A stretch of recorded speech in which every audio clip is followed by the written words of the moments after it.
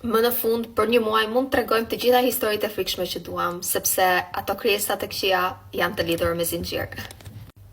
Dhe kjo historia që do ju tregoj sot me siguri do ju duket shumë e ngjashme me ato histori që ju kanë treguar te gjyshet e juaja. Ndonjëherë kur një histori tregohet kaq shumë, të bën të mendosh, mos ndoshta ka vërtet diçka reale aty brenda dhe nuk është thjesht një gojdhën. Historia në fakt nuk i ka ndodhur vajzës që tregon që më ka dërguar historinë, i ka ndodhur gjyshes së saj dhe tezeve të saj. Ajo tregon që dikur tezet kur ishin akoma të pamartuara sigurisht që ndihmonin gjyshen dhe shkonin të punonin bashkë tokën.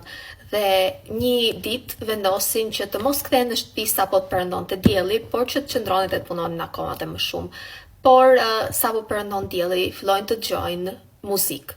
Muzikë që vinte nga një vend i pabanuar, nga pyet, nga pylli që rrethonte fshatin dhe kur ngrenin kokën dhe mundohen të vendosin në fokus atë çfarë po ndodh, shikojnë njerëz të veshur me të bardha që këndonin dhe kërcenin të gjithë bashkë.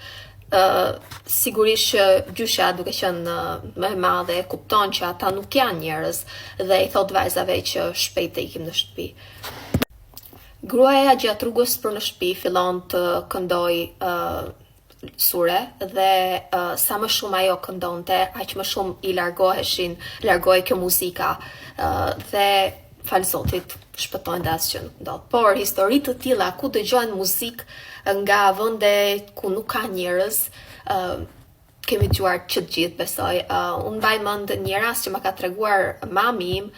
Duket se kam treguar në TikTok, nuk jam shumë e bindur.